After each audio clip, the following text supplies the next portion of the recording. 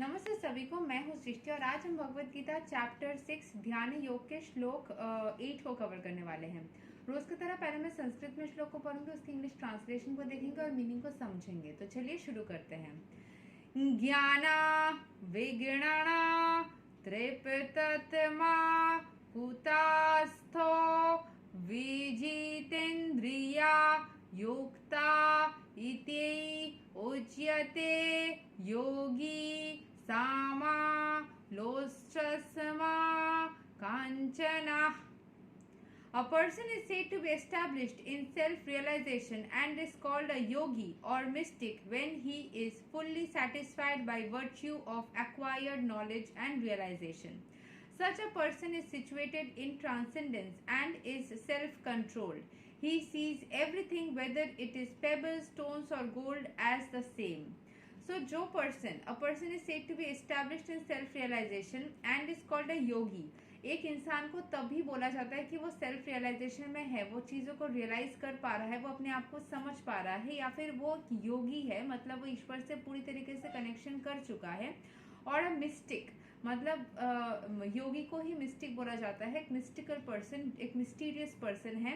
When he is fully satisfied by virtue, योगी जो होते हैं वो सबसे अलग होते हैं ना, वो ईश्वर से कनेक्टेड होते हैं, बाकियों के तरह वो डिस्कनेक्टेड या फिर मटेरियल चीज़ों से एंटेंगल्ड महसूस नहीं करते. When he is fully satisfied by virtue of acquired knowledge, जब उनको पूरी नॉलेज मिल जाती है, उनको, मैंने बोला ना, वो क्यों हो रहा है जिंदगी में, वो किस लिए हो रहा है जिंदगी में, वो समझ में आ जाता है. तो उनके अंदर एक नॉलेज क्रिएट होती है, एक रियलाइजेशन होता है. उनको चीज़ों के अंदर ऐसा नहीं होता कि मेरे साथ जिंदगी में ये क्यों हो रहा है, वो क्यों हो रहा है, क्योंकि वो उनको पता चल चुका होता है already. Such a person is situated in transcendence and is self controlled. तो वो वाला इंसान के अंदर एक स्पिरिचुअलिटी आता है, वो सेल्फ कंट्रोल को प्रैक्टिस करता जाता है, उनके अंदर एक कंट्रोल क्रिएट हो जाती है. ही सीज एवरीथिंग, उनको सब कुछ दिखता है, whether it is pebbles, stones और गोल्ड एज अ सेम. वो सारी चीज़ों को इक्वल नज़र से देखता है, किसी भी चीज़ को अलग तरीके से नहीं देखता है. ठीक है, तो यही तक था, मतलब ये था एक्सप्लेनेशन. अब ये था श्लोक. अभी इसके एक्सप्लेनेशन को समझ लेते हैं. So book knowledge without realization of the supreme truth is useless. अगर बुकिश नॉलेज आप लेते हो लेकिन स्पिरिचुअली आप चीज़ों को महसूस नहीं करते हो, भगवान से एक्शन में कनेक्ट नहीं करते हो, तो फिर वो पूरा ही यूजलेस बन जाता है. This is stated as follows. अतः श्री कृष्णानमादिना भावेद ग्रहयम् इंद्रियैः सेवो मुखे हि जिह्वदौ स्वायम् इवा स्फुरत्यै अदः.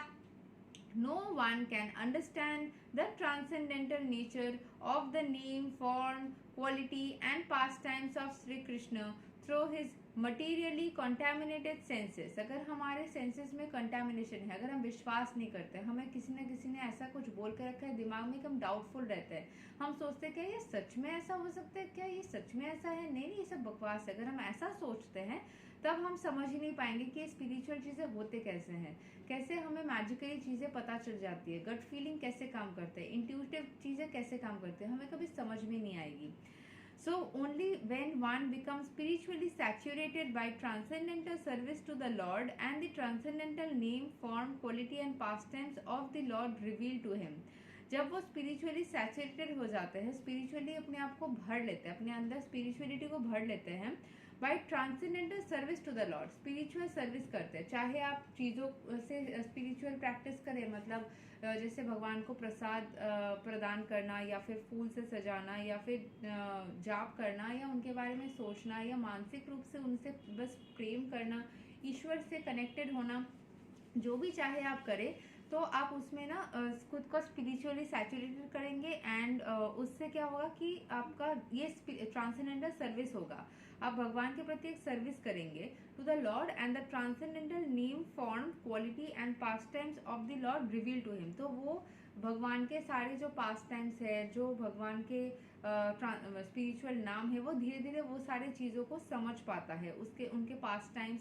सारे सब कुछ सत्य को से अवगत होते हैं एंड भगवान के बारे में वो फील कर पाते हैं पूरी तरीके से. ठीक है, The Bhagavad Gita is the science of Krishna consciousness. No one can become Krishna conscious simply by mundane scholarship. सिर्फ स्पिरिचुअली कॉन्शियस होने के लिए भगवत गीता पढ़ना बहुत ज़रूरत है. कोई भी इंसान बस कोई एक स्कॉलरशिप लेके कहीं से कुछ कृष्ण के बारे में जान के पढ़ के कृष्ण कॉन्शियसनेस में नहीं आ सकता, मतलब ईश्वर को अपने अंदर नहीं ला सकता है. A Krishna conscious person has realized knowledge by the grace of Krishna because he is satisfied with pure devotional service. By realized knowledge, one becomes perfect. By transcendental knowledge, one can remain steady in his convictions, but by mere academic knowledge, one can be easily deluded and confused by apparent contradictions. It is the realized soul who is actually self-controlled because he is surrendered to Krishna. तो यहाँ तक क्या बताया गया कि जो भी इंसान जो कृष्ण कॉन्शियसनेस में जो इंसान है वो Krishna conscious person has realised knowledge by the grace of Krishna. सिर्फ कृष्ण के भगवान के ब्लेसिंग्स से ही एक इंसान के अंदर वो नॉलेज आ सकती है. Because he is satisfied with pure knowledge, क्योंकि कृष्ण भगवान का ब्लेसिंग्स है तो उससे ही उनको ही satisfied with pure devotional service. भगवान को सेवा करते करते उनके अंदर जो भक्ति भाव जनरेट होती है, भगवान की ब्लेसिंग्स भी मिलती है, तो वो उस चीज़ को जिस तरीके से फील कर पाते हैं, ईश्वर से जिस तरीके से कनेक्टेड हो पाते हैं, वो कोई भी इंसान बस ईश्वर के बारे में पढ़ के या किसी से सुन के या कोई डिग्री हासिल करके नहीं कर पाता है. By transcendental knowledge, one can remain steady in his convictions, but by mere academic knowledge, one can be easily deluded. तो जब भी हम ट्रांसेंडेंटल नॉलेज स्पिरिचुअलिटी के तरफ जाते हैं, हमारे अंदर एक अलग ही फॉर्म ऑफ कन्विक्शन आता है, हम स्टडी हो जाते हैं, हमारे अंदर एक विश्वास पैदा होता है, एक स्ट्रेंथ आ जाती है. हम जानते हैं कुछ भी हो जाए भगवान तो मेरे साथ है ना, कुछ भी मेरे साथ खराब हो ही नहीं सकता. एक अलग ही लेवल का विश्वास होता है जो एकेडमिक नॉलेज से या स्कूल के नॉलेज से, कॉलेज के नॉलेज से नहीं प्रोवाइड हो सकती है. सो उसमें हम इजीली डिल्यूडेड भी हो सकते हैं, हम कंफ्यूज भी हो सकते हैं. It is the realise soul who is actually self control. जिसके अंदर सेल्फ रियलाइजेशन आता है वही सेल्फ कंट्रोल कर सकता है कहीं भी नेगेटिव चीज़ों से. Because he surrender to Krishna, he is transcendental because he has nothing to do with mundane scholarship. उनको स्कॉलरशिप से या कोई भी डिग्री से कुछ भी नहीं चाहिए, उनको स्पिरिचुअलिटी से मतलब है. For him, mundane scholarship and mental speculation, which may be as good as gold to others, are of no greater value than pebbles or stones. जो इंसान स्कॉलरशिप के पीछे नहीं भागता है, उनको ट्रांसेंडेंटल नॉलेज ही चाहिए. जो इंसान बाकियों के लिए स्कॉलरशिप या एकेडमिक नॉलेज ये सारी चीज़ें गोल्ड जैसा है, उसके लिए पत्थर जैसा है. उनके लिए सिर्फ ईश्वर के उस डिवाइन एनर्जी के ब्लेसिंग्स, उनके गाइडेंस एंड उनसे एक होना ही ज़्यादा महत्वपूर्ण होता है. क्योंकि उनसे जीवन में जो सारी पावर्स अलग से मिलती है ना, आपकी जो गट फीलिंग स्ट्रांग हो जाती है, जो इंट्यूटिव पावर्स हो जाती है, जो मिराक्युलस चीज़ आपके लाइफ में होती रहती है, वो एकेडमिक चीज़ों से नहीं हो पाती है. सो यही तक था श्लोक नंबर 8 ऑफ भगवद गीता, ध्यान योग चैप्टर 6. अगले वीडियो में हम श्लोक 9 को कवर करेंगे. तब तक के लिए हरे कृष्णा, राधे राधे, जय श्री राम.